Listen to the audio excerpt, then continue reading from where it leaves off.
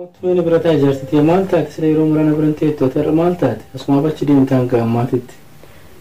Maal godhaa dhufani maalati Facebook walii gadi ooftaa ateessa jirtanaan hin jettu nan gaafattu maal godhaa dhufani. Maal ijaarsitii amma hojii harkaatu murtee dhuftee eetumaan si eegaati bara asuma bachi deemtu maal anaaf bakka tuun qabdu maal taateeti. Bakka qabasitu Facebook walumaa gadi oofamanii hin dhufu si birallee inuma deema. Koottumee maal taatati footoo taa'e bira. Feesi bira taa'u wayyaa. Haa ta'u gaafa jettee. Maal ta'e na yaaddu muusi.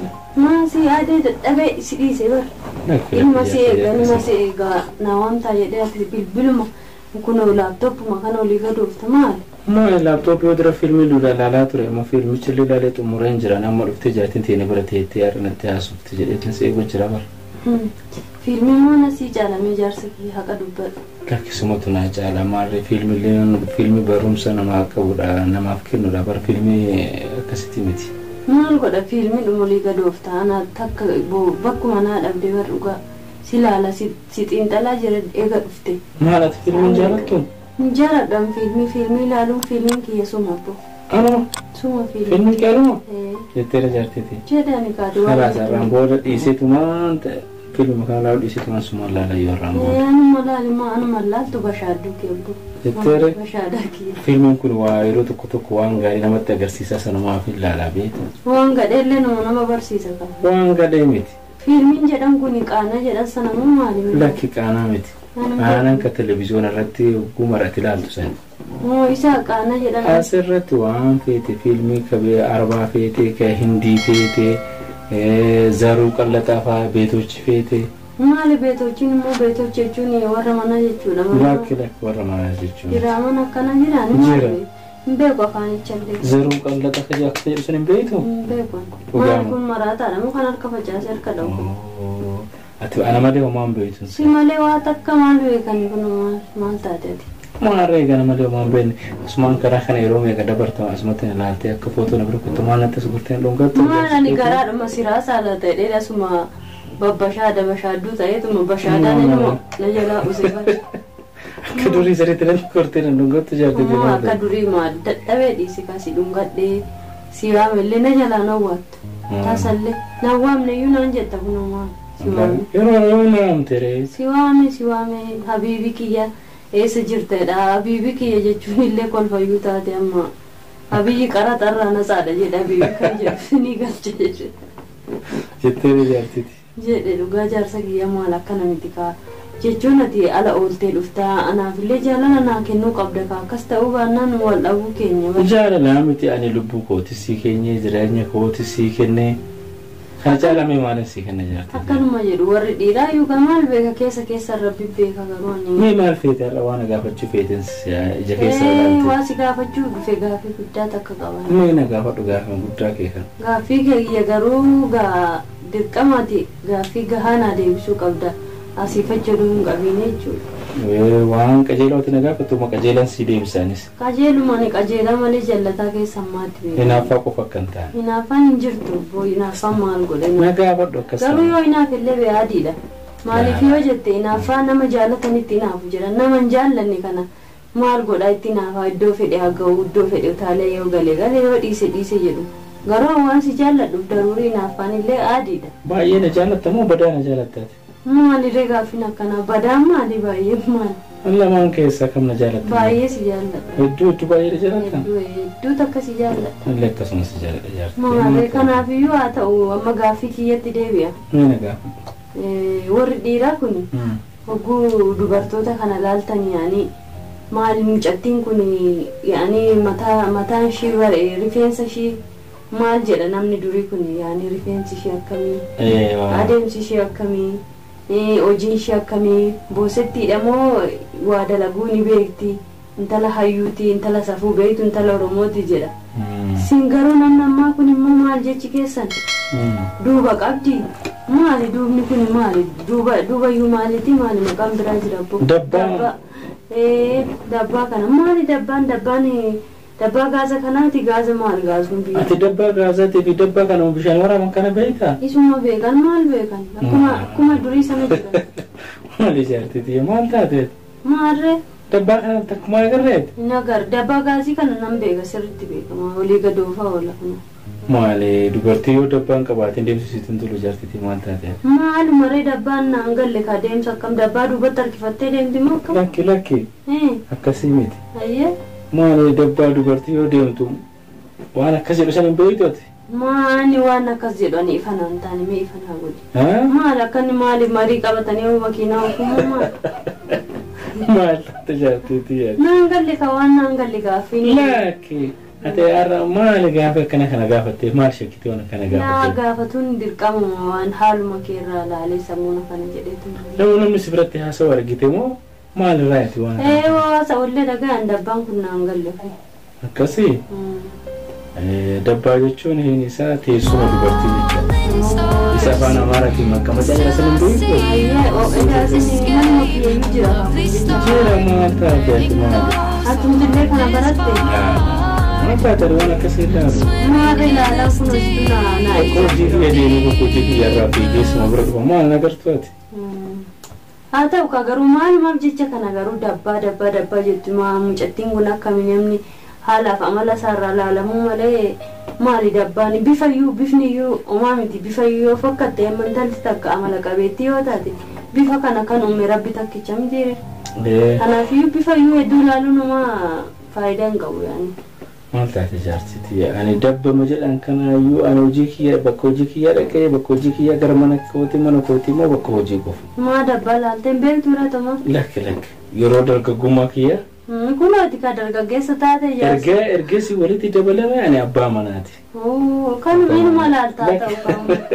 Laalteen beektu lakki dur laaleen jira rabbi na adeessu atis na adeessi.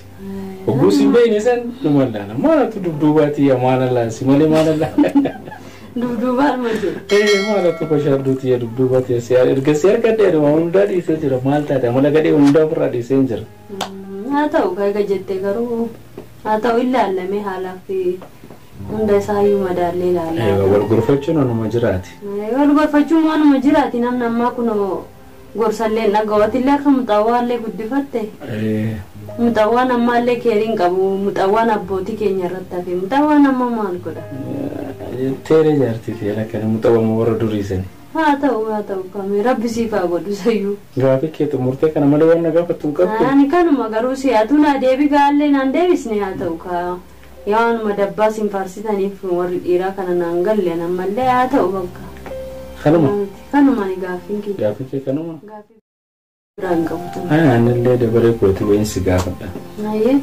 Isin warri dubartoota maaliifi dhiiruma kiishin isaa guutuu qofa jaalatan jechuun dhiiruma maallaqa qabu qofa bifa qabaa amala akkamii qabaa hojii akkamii qabaa sanyiin isaa maalii waan akkasillee tasumaayyuu qorattanis hin gaafattanis maallaqa qabaate jenna qabaate taanaan saba kamirraa yoo haa ta'u anumaayyuu ma bira kutee lammii biyya biraallee arabaa fa'aa waan akka arabaa fa'aa hindii fa'aa dhala biyya keenyaa fuudhanii hogguu wajjin jiraatan hogguu viidiyoo adda addaa agarru waan akkasiitu jira.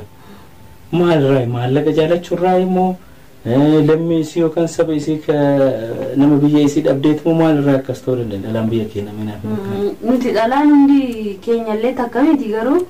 Sobuun hin danda'amu. Hin danda'amu dhalaan hundi keenya takka miti kaayaan aalaa fi amalli keenyallee adda yoo ta'u. Dhalaan hedduu garuu nuti birrii jaallanna haqadha. Garuu immoo dhalaan kaayyoo fi yookaan immoo of jijjiiruuf biyya irraa baatellee maallaqa siin laaltu sanyii biyya namaa keessatti dararamee hojjetatee dafqa isaatiin bulu hedduutu jira. Shamarran hedduun immoo kanillee maqaa nama dhaadhessanii kan inumaafillee gufuu nutti ta'anii dubartoota biyya arabaa jedhanii maqaa keenya dhaadhessanii jiru qabata isaaniitiin jechaadha. Kan tokko badetti hundi dubartii biyya arabaa jedhama namni beekta biyyallee gallee dubartii biyya arabaa haftee arabaati jedhu garuu hafteen arabaa kun xiqqoodha. Viidiyoo gaafa kana mucattii araba wajjin akkasitti utaaltu uffata akka hin taanetti uffattee utaaltu san si agarsiisee jenna waayyoo mucayyoon tun nu arrabsiistee nu guutuu keenya nu arrabsiiste naan hin jenneeti. Jedhe haquma barra haquma isheen kun amma beekumsatti fakkaate malee nama biratti illee fudhatama hin qabdu jedhe. rabbiin biratti illee fudhatama hin qabdu jedhe garuu har'a gammachuu har'aa fi maallaqa har'aa laalte malee kan boruu rabbiillee ni gaafata namni illee ni jibbaani kan namaarraa iyyuu kan hafe immoo kan rabbii sodaatu caala namni dhoksaan illee waa hedduu dalagu jira hundi keenya iyyuu dogoggora inuma dalagna dogoggora akkasii garuu of wallaalummaadha namni takka saba ofii sabuma ofii namaa wayya sabni ofii eessas deeme eessas dhaqi achis waliin miitullee sabni kee sabuma keefi isaan kun beekumsa yookiin immoo guddina yookiin immoo bakka abshaalummaa kanatti fakkaachuu danda'a beektee dubartoota akkana fakkeenyaaf dubartiin kun uffannaan ishee akkasii dubartiin kun namni kamuu kan itti tolellee uffachuu danda'a kan ittiin tolellee dhiisuu danda'a uffannaan ishee keetiin agartee atillee amma bakka kanatti dhugaa jirtu dubbatuma usuma jedhe baa amane bar garuu hunda hiriyaa isinlee miti qaama umriidhaanis isin madaalu inni jaarsa guddaa sani qaba qarshuma kaasiifime bar ifa godhe bar qarshuma laaltee dushi rabbiilleen sodaanne haadhaaf abbaalleen sodaanne rabbiin isheelleen sodaanne haqadha garuu dubartoonni immoo of sattartee rabbiin sodaattee dalagattee gadi jettee miidhamtee mana arabaa kana keessatti dararamtee iddoo guddaa keessallee numa jirti. Mee jireenya fuula isiillee duraallee yoo kadhallu taate namni kun biyya isiitti isii wajjin hin galu. Hanguma isin biyya kana jirtu qofa irraa fayyadamee teeneen yookaan akkasitti ofirraa gaggeessaa yookaan immoo ilmoollee ofirraa dhalu taate gara biyyaatti isii wajjin galuu hin danda'u. Inni ilmaan ofii irraa dhalee asitti guddifata.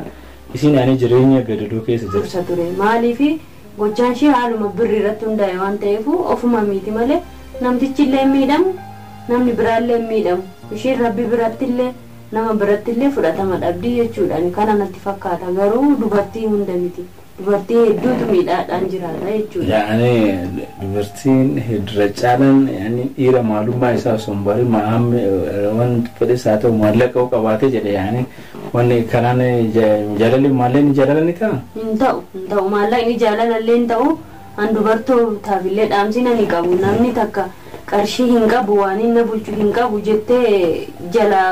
Hinaafiinis hin jaarti. Hinaafan kan jaalalaate ayyaa ta'u kaame. Wanti jaalladhuuf hinaafan maarree. Akkasiini? Akkasii. Bakkee anillee naafee atillee naaftee. Hin ta'a walii bareeda walirraa tola. Hin tola dhugaa. Dhugaa hin ta'u akkasitti. Ayyee gaaga jettee haa ta'u mee. Hinaafarra jaalalaa fi walii amanamutu caala. Yaani si amanamee jira kan kee maal beekaa miti malee. Maala si amanamnaan miti akkama hojii bakka hojii kiyyaatti dhufee nan si bira ta'a hanga boru deebi'ee gara hojii deebi'utti maal taate jaarteetii kanarra amanamuun jira. Haa ta'u kamee haa ta'u akkanumatti itti hafu rabbi keera. Moo akkanuma tokko haala yaa habiibtii weenimti jechuun qaba.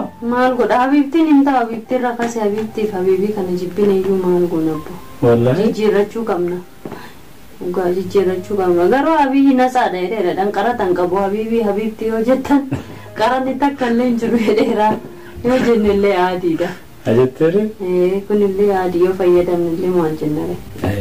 Kanaafuu yaada akkanaa dhiyeessitee nama rachisu keetiif galatoomii baay'een si jaalladha siin jedha jaartiti. Hayyaan illee galatoomii anillee si jaalladha jaarsa kiyya oo madabbaa kanaan garuu dhiisa. Dabbaadhuma kanatti. Ejjitti si malee nama biraan agartu. Kiyyallee akkanuma agartu bakka ijoollee godhee si malaala malee nama biraa takka. Wallaahi akkasii jaartiti. Naazira dhiifama baay'ee yamma ka'ee waa shaayii wayillee nu godha. Shaayii na dubbisa. Afaan waan sofnaa. Shaayii na dubbisa maal taate?